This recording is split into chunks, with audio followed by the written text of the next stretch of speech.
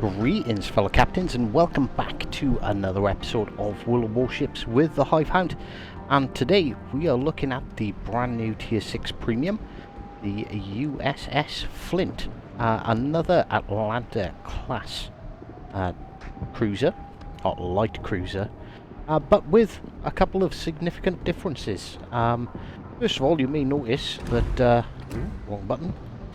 There are some guns missing on the side. The Flint only has 6 instead of 8 times 2 turrets. They've been replaced by these, I believe they're Bofors anti-aircraft cannons. They're anti-aircraft guns anyway, so they have been replaced, they are gone. Second things to note are the torpedoes. Atlanta has 65 knot, 4.5 kilometer torpedoes, whereas the Flint has 9.2 kilometer, 55 knot torpedoes. So they are a bit slower, but they do have significantly longer range. A couple of things to note. There's also the fact that the Flint, despite having radar there and a radar there on the front, the Flint doesn't have the radar consumable. It has instead got a smoke screen, and it's quite a significantly long smoke screen as well. I think it's off the top of my head 120 seconds. We will go in and check out the stats. Exactly the same layout hull as the Atlanta, so there's 13 millimeters of armor protection all the way around. Yes, they run out of steel from making fantastic battleships and decided to build their cruisers out of cardboard. So this ship can be overmatched at any angle by 203mm guns. So any of the heavy cruisers, stay away. They're just going to tear you apart. But the battleships, unless they hit your citadel, are pretty much just going to overpen you. So bizarrely, and a lot of people don't realise this, it's actually the cruisers that are the biggest threat to you, not the battleships, because the cruisers will pen and they will do full damage. Right, okay, so the ship isn't stock. I recorded this footage earlier when it was brand new, shiny, hadn't been touched, and for some unknown reason it didn't record the audio, and it would have been harder trying to remember everything I said instead of actually just redoing it. So first of all we'll look at our commander build. Now I am running Norman Scott with Madden, not so much for the turret traverse speed, it's more for the main battery reload bonus. But this ship's got a 5-second reload, so it's kind of redundant. But we've got Nikolai Kutchezov or range of cruisers, main guns. Again, not really what you want to have on this ship. You probably want to run something like Louis de Fonette to give you more HE shell damage, or Lemonier to reduce your detectability range after firing. But I do use this ship, this captain, as pretty much an all-rounder for all of my USA cruisers. So yeah, I'm not going to adjust it just for one ship. So we have Burn It Down instead of Beyond Range, because the HE on most American ships is actually surprisingly powerful. We've gone for Igniter over Torpedo Detectability Range, because most of them have sonar. We do have Punch Through to increase the AP shell damage and AP shell penetration multiplier, which I'm sure we'll see me making good use of after this. We could go for incoming fire dispersion of velocity, nah, and Fixated to improve our main turret's accuracy and dispersion. We've also gone for the fully packed, so that gives us an extra smoke screen and an extra sonar consumable to use on the ship. Now, wrong button. I will press the right button eventually. Now, Thomas Kincaid is actually a pretty good choice for this ship. I'm not going to run with it because he's not leveled up enough. So Thomas Kincaid is more of a a survivability build, so you can run the Ingenious, which warns you of how many ships are aiming at you. Gives you a good indication of when to set off your smoke screen. Full speed ahead, increasing your rudder shift and maximum speed, so that can give you the agility to get out of there. Sponge to reduce your incoming damage from cruisers, and cruisers being your biggest threat. Pretty good. Increase your armament, HP and repair time. Although increasing incoming dispersion or making yourself a bit quicker also could work quite well for you.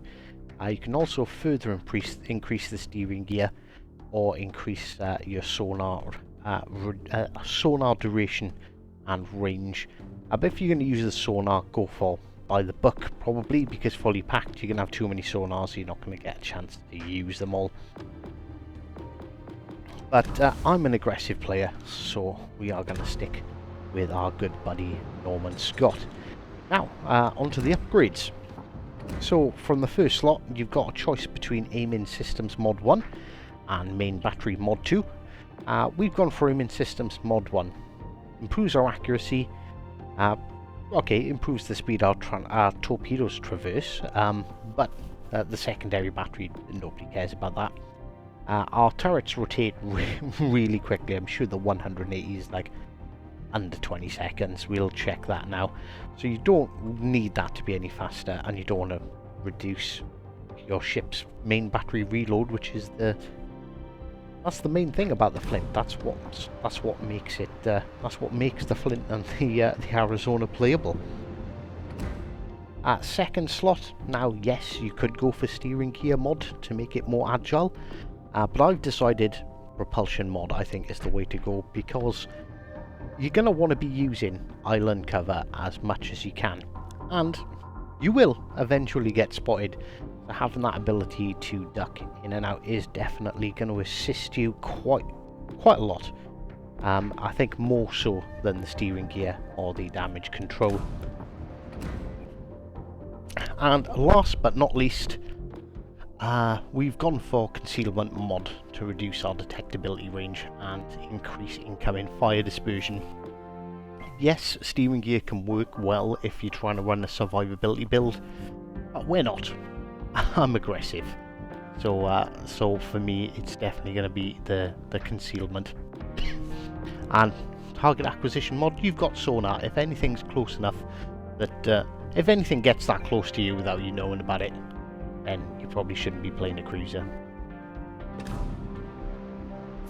So, a quick look at the overall stats. So 26,600 hit points.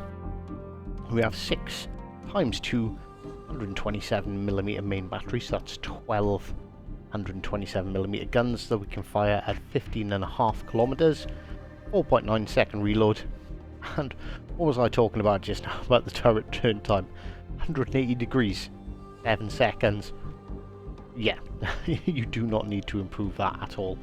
1800 maximum HE shell damage with a 10% chance of catching fire, but when you're firing 12 every 5 seconds, that fire chance goes up a lot. And a maximum AP shell damage with our build of 2310. I think it's 2100 without Scott having that 10% buff. And like I said, 9.2 kilometer torpedoes at 55 knots and 16,633 damage. So they may be slow, but when they do hit, if they do hit, they do pack a bit of a punch. Our maximum speed is 33.5 knots with a 610 meter turning circle and an 8.4 second rudder shift time. So our rudder shift time's not amazing. This isn't super agile, but you can make it super agile if you want. And we've dropped our concealment detectability range by sea from 11.7, I think it was, down to 10.3. Now I do have a bit of an issue with the overview on this ship, and anyone who's played the Atlanta will probably have a little chuckle along with me. Above average main battery reload. Shouldn't that be below average? Because they reload faster, not above the average. That's semantics. we can let that one slide. But sure shot Shells with good ballistic trajectory and maintained velocity, making aiming easier. Right, there's something about these 127mm rounds that, alright, if something's up to, within 7 to 8 kilometers, yes, the trajectory's pretty good. If you fire at anything over 10, what happens is they get to a point and then the emergency parachute opens on the shells and they slowly drift down onto the target. It takes, if you're looking at something like your maximum range, like 14, 15 kilometers, you can have 3 full salvos in the air. That's over 15 seconds of travel time. So this ship really isn't designed for those long range engagements. Yes, you can spam over islands, which is great. At closer range, you're going to score a lot more hits and a lot more consistent damage.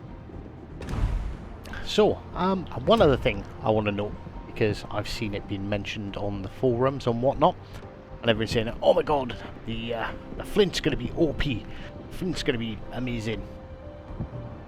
It's not. It's because everyone's been looking at World of Warships PC stats, and they've got it all wrong, because they don't really know what they're talking about. Now, on PC, the Flint is a reward ship. So, to get the Flint, you need to become rank 1 in rank battles 3 times. So every single person that played this ship has this ship and plays this ship is not a complete potato.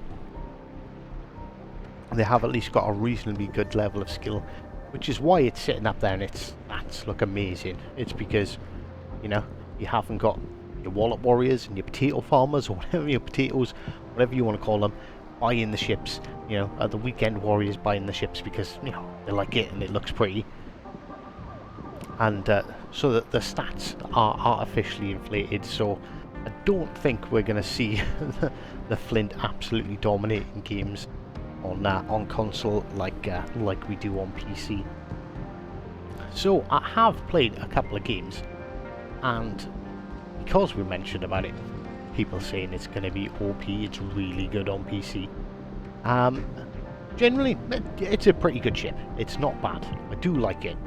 I'm gonna play it more. I'm not gonna just do this review and spend the rest of its life just sitting in my dock looking pretty, which, in all fairness, does. I do like that sort of, I'd say white and grey or two-tone grey colour scheme. It looks fresh, it looks modern, it looks different. But yeah, it's not going to become a dock queen by any means. Is it the best of the premium tier 6 ships? Not at all. I think the Atlanta, personally, is a bit better. Now, this is supposed to have improved AA, but it's improved short range AA. Its main turrets are dual purpose guns, so it has less dual purpose guns. For long range AA, it's actually worse than the Atlanta. It's I think it goes something like 6 to 7 kilometers away, and his long range mid range is like 5 to 3, and 3 below is short range. It's only in the short range. With carriers coming, obviously this is something that people are going to possibly start thinking about. It's something I'm starting to think about. So if anyone in a carrier tries attacking a dual purpose anti-aircraft cruiser, all the ships are going to die. Regardless, it's not going to make a difference. Your main role is going to be supporting, your battleships, or the ships around you, the ships that don't have AA, and any aircraft carrier captain who is stupid enough to fly planes within 3 kilometers of a Flint or an Atlanta. Well, congratulations, you've got a potato on the enemy team, and he is just going to completely and utterly waste his planes. So I think that buff, losing those turrets to get better short-range anti-aircraft firepower, really isn't worth it. So I'd definitely put the Atlanta at number 1 out of the two of them. Not to take anything away from the ship, because it is still a good ship, and having that smoke screen does give you a slightly different play style to mess around with. But then, if you're looking at cruisers with smoke screens, the tier 6 that are premium, you've also got the Belfast, So, a couple of advantages. The Belfast got some armour, not a lot, but it's got some armour. It can bow tank 203mm rounds, so it's got that advantage, and its guns over 7 kilometers are significantly better, so you can actually use the range. So it kind of falls into second place there as well.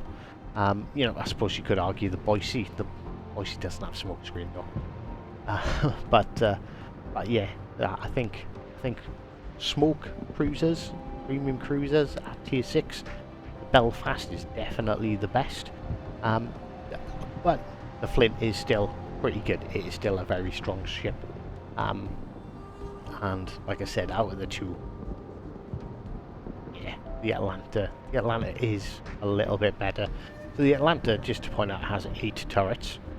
This only has 6. But in practice, you only actually lose 1, because you can only fire one of the sign-mounted turrets, which usually sit here where this AA gun is instead.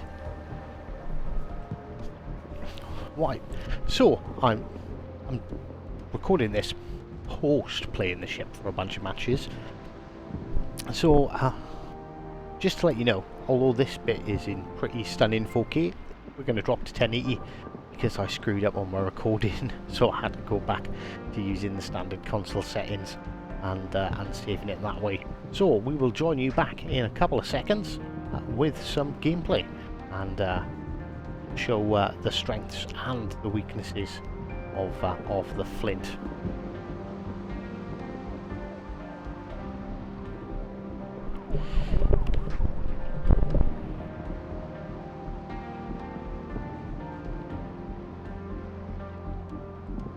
And because of my colossal fuck up with the recording of the Flint, we are heading straight directly into battle. Do not pass go, do not collect £200, we're just going to dive straight in there. Right, okay, so we're being optimistically cautious here. We're heading towards the Lion's Head, trying to keep anything that's down that end out of our sights and unable to fire back at us, whilst also, well, not able to spot us, whilst also hoping that if they get spotted we'll be able to see them over the top of the hill. So the New Mexico is spotted, but he is turning away back towards the enemy capture point. So as you can see, we're trying to keep an eye out, but the bit of the problem is the destroyer's behind us. Yes, in a light cruiser, a light support cruiser, I'm the one doing the spotting, and there we go, the enemy gate pops up, and well, enemy gate, Flint, I was going to say Atlanta there, you know it's going to be insta regret. So we're starting to work him over his guns. We're getting a bit of support from our fellow cruiser and another destroyer. He does temporarily go undetected, but yeah, it's too little too late as I knock out one of his rear guns, and he gets gatted by the other Flint that just so happens to be on our team. So we are going to use this opportunity to push. So they've lost the destroyer. Their battleship that was on this side is making a push back towards as you can see, he's on the edge of his cap. So we're gonna try and take full advantage of this. We're gonna push forward, try and pinch the enemy opposition. And there we go. This is what the Flint does. This is what the Flint does well. I noticed, I don't know if it's just me, I don't know if it's just the settings, but my shells seem to be very dark orange as opposed to the nice yellow that you get off the Atlanta. Maybe it's a way to signal to the enemy, yep, it's actually a Flint that's melting you, not an Atlanta. And that will happen a lot. You will get an awful lot of shatters, an awful lot of ricochets, and not very many pens, but the beauty of the ship is the fact that you can just keep on firing. You can throw enough shit on the wall and some of it is eventually gonna stick. So yeah, and we're already opening back up. We're completely immune to shots from anyone else. We're completely undetected. So make hay whilst the sun shines. As and you can see the shots from the, I think that's the other Flint that's also firing on him, but we got lucky and we get a fire. We're temporarily spotted. I'm assuming it's because of that slight gap between the islands, but we're unspotted, and then we get spotted again by the enemy Aoba, who is running away. But we're fairly happy that New Mexico can't really do much about it at the moment.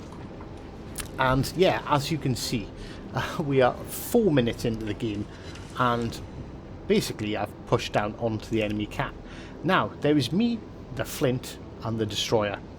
Pay attention to the mini-map in the top hand corner. Look where the other two who spawned near us are. Yeah, they're just sitting up there merrily happy. One's going on a pleasure cruise around the outside of the island, but we are not going to let that get us down. So we start assaulting this New Mexico once again. We do notice we are getting detected by a plane. So this is exactly what the smoke screen's for. You want to be using the islands to keep yourself concealed, keep yourself hidden, keep yourself safe. But when you can't, that's when you use a smoke screen. Use the islands as much as you possibly can. And unfortunately, I don't think that's actually our fires that are burning. So we switch to armor piecing. He's burning. Firing AP at him, HE at him isn't going to do much. But as you can see, the armor piecing, we're aiming high. We're aiming for the superstructure, and the armor piecing on the superstructure of battleships will do quite consistent. It's not massive damage, but it's consistent. We are slowly but surely chipping away at him, and this is when we get radared into the enemy Atlanta. So we push forward. We're quite unlucky here, whereas the Atlanta is sailing broadside. Our aim was a little bit off because we couldn't see him, and wow, we were in a bit of a panic. We got hit by a radar with a New Mexico not awfully far away. So I've stuck with the AP because you can cause absolutely massive damage to enemy unknowing enemy cruisers. And you see, we're scoring reasonable damage, but not getting the citadels or the high damage that we were hoping for. But we switched to HE because he was turning away, and luckily for us, we do actually set him on fire. And we see some shots being lobbed at us from over the hill. So we put out a fire, and although I was tempted to start opening up on the battleship, I'm out here, I'm exposed. The other Flint is a couple of kilometers back behind me. I basically have no support, and I know there is at least 2 cruisers in the friendly cap. There's the Atlanta that we almost finished off with our fire. There's also an Aoba and a New Mexico. And now, at this point, they're fighting over in that top corner. They're not paying attention to me. So we decide we're going to start to unleash a bit of hell on this Gneisenauer and assist our teammates who the Gneisenauer was bearing down on. Gneisenauer's got torpedoes. You can knock torpedoes out with HE. We're not trying to kill steal, and neither that we don't manage. We don't kill steal. Manage to kill steal. I wasn't going for a kill steal, and this is when we notice we are spotted again. And I got a feeling, just got a feeling, that a cruiser's coming around the corner. So we fire up our hydro, and yes, we are right.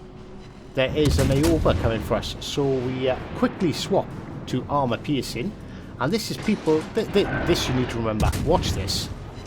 Yes, that's right. 17,000 damage in a 7 citadel salvo. Second salvo, 5 seconds later, the Aoba is absolutely wrecked. He is gone. He is out of there. No more for this world. He did fire his torpedoes off at us, but yeah, they were a hope and a prayer. And in all fairness, if he tried to concentrate on shooting us with his main guns, maybe, just maybe, he would have made it out of there alive, and not us. Now, this New Mexico is seriously mad at me. I have done nothing but pester and hound him this entire match, and I found this a little bit unusual because our ships are in his range. He can definitely see some of our ships as we get radared, so he takes a nasty hit from our battleship, but instead of turning around to fire at the battleship, which I expected him to do, he sat there waiting for me. GG, pure evil. that one shell you managed to hit me with, and well, for all intents and purposes, this match is over. So we are gonna skip right forward to the end plates, and that's it. The match is over. Battle ended. So we managed, like, we're still getting used to the Flint, but we make almost 500,000 credits, 90,000 damage, second only to the other Flint on our team. So I hope you did enjoy that, and gives you a good insight into the Flint and how it works. And well, until next time, take care.